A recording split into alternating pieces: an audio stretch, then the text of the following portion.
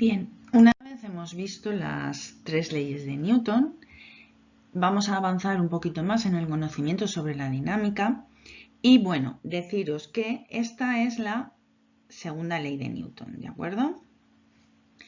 A ver.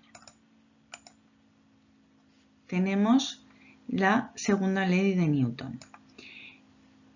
Esta ecuación es únicamente válida cuando la masa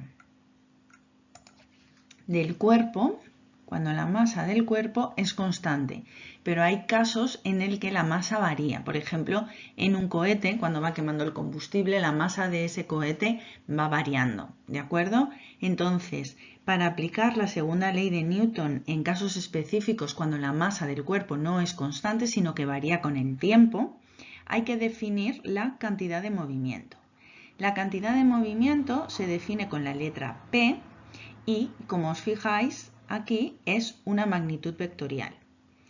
Y es el producto entre la masa del cuerpo y la velocidad que va adquiriendo ese cuerpo. Y las unidades son kilogramos, metro, partido segundo. Bien, entonces, ¿cómo aplicamos estas leyes de Newton en el caso en cuerpos que su masa va a ir modificándose? Vamos a empezar por la segunda ley, porque es más fácil de entender. La de fuerza, nos acordamos que es fuerza igual a masa por aceleración. Bien, la redefinimos de esta manera. La fuerza que actúa sobre un cuerpo es igual a la variación temporal de la cantidad de movimiento de dicho cuerpo. ¿De acuerdo? La vamos a reescribir de esta manera. Entonces, el sumatorio de fuerzas que están actuando sobre mi cuerpo es la variación temporal de la cantidad de movimiento. ¿Cómo definíamos la cantidad de movimiento? La cantidad de movimiento es la masa por la velocidad de ese cuerpo en función del tiempo. Yo ahora vamos a hacerlo para un tiempo muy pequeño, ¿de acuerdo? Para un instante de tiempo infinitesimal. Cuando este tiempo es muy pequeño, la masa en ese momento la puedo mantener constante. Entonces saco la masa de la derivada, es una constante, y se me queda la derivada de la velocidad respecto del tiempo. La derivada de la velocidad respecto del tiempo, ¿qué es?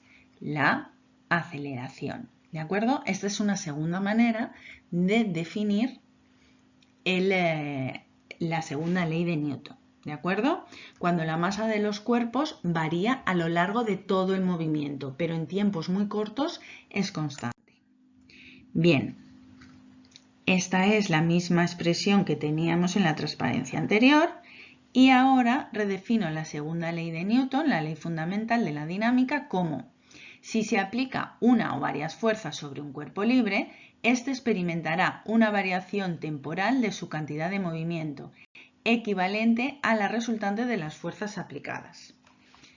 Aplicamos el mismo concepto para la primera ley de Newton, la ley de la inercia. Si sobre un cuerpo la fuerza total aplicada es nula, es decir, no se produce ninguna fuerza sobre ese cuerpo, su cantidad de movimiento permanecerá constante. Es decir, si el cuerpo estaba en reposo y no aplico ninguna fuerza sobre él, la cantidad de movimiento, masa por velocidad, va a ser constante. Y si el cuerpo estaba en movimiento y no le aplico ninguna fuerza, ¿qué va a seguir haciendo? Llevar ese mismo movimiento, esa velocidad, ¿de acuerdo? Vamos a reescribirlo con que la fuerza es la variación de la cantidad de movimiento respecto del tiempo. Vamos allá. Si no se aplica ninguna fuerza sobre el cuerpo, la primera ley, no se produce ninguna variación de la cantidad de movimiento, es decir, esta derivada respecto del tiempo es cero, ¿de acuerdo? Y, por tanto, la cantidad de movimiento será constante porque el cuerpo lleva una velocidad constante o una velocidad nula. Y esto me da igual a una constante. ¿De acuerdo? Bien.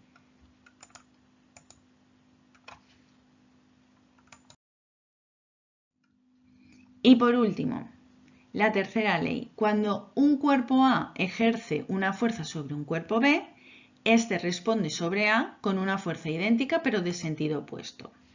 La cantidad de movimiento del sistema, es decir, del cuerpo A y del cuerpo B, será la suma de la cantidad de movimiento que llevan ambos dos cuerpos. Bien. La cantidad de movimiento del sistema será la derivada de la cantidad de movimiento partido por el tiempo, es decir, la fuerza del sistema AB, del sistema A más B. Será igual a la fuerza o cantidad de movimiento de A más la fuerza o cantidad de movimiento de B respecto del tiempo. ¿Cómo hemos quedado? Que las fuerzas son igual y de sentido contrario, es decir, el cuerpo, los dos cuerpos, como yo ejerzo una fuerza sobre un cuerpo y ese cuerpo ejerce la misma fuerza sobre mí, la cantidad total de movimiento del cuerpo va a ser 0.